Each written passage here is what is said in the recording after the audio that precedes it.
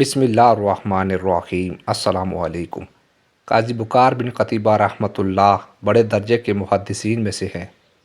ان کے زمانے میں جو بادشاہ تھا وہ ان پر مہربان ہو گیا، اور ایسا مہربان ہو گیا کہ ہر معاملے میں ان سے صلاح اور مشورہ ہو رہا تھا۔ ہر معاملے میں ان کو بلایا جا رہا تھا، ہر دعوت میں ان کو بلایا جا رہا تھا، حتیٰ کہ ان کو پورے ملک کا قاضی بنا دیا، اور سارے فیصلے ان کے پاس آ رہے تھے۔ دن رات بادشاہ کے ساتھ اٹھنا بیٹھنا تھا۔ جو سفارش کرتے بادشاہ ان کی سفارش کو قبول کر لیتا تھا۔ ایک عرصہ دراز تک یہ سلسلہ جاری رہا۔ یہ اپنا قضاء کا کام بھی کرتے رہے، اور جو مناسب مشورہ ہوتا وہ بادشاہ کو دے دیا کرتے تھے۔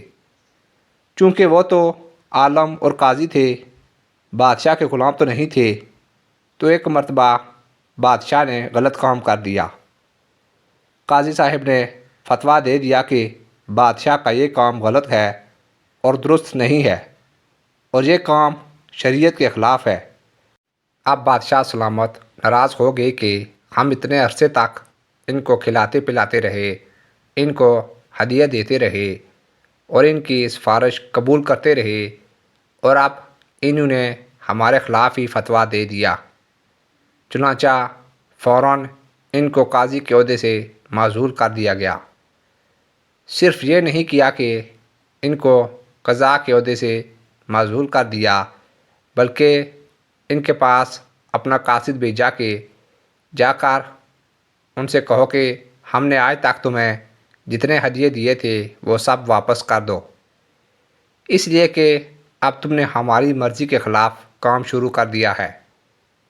جب بادشاہ کا وہ قاصد آیا تو آپ اس قاصد کو اپنے گھر کے اندر ایک کمرے میں لے گئے، اور ایک الماری کا تالا کھولا تو وہ پوری الماری تھیلیوں سے بھری ہوئی تھی۔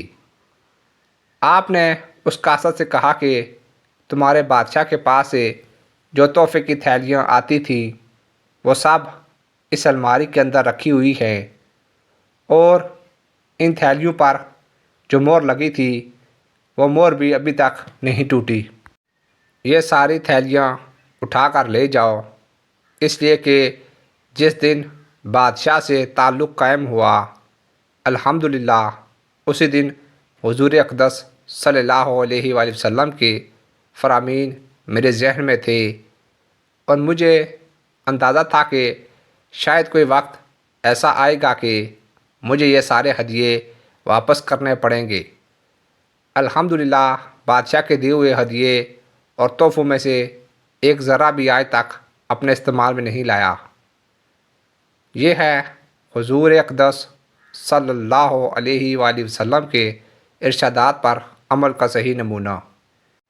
یہ نہیں کہ جب دوستی ہو گئی تو اب ہر طرح کا فائدہ اٹھایا جا رہا ہے، اور جب دشمنی ہوئی تو اب پریشانی اور شرمندگی ہو رہی ہے۔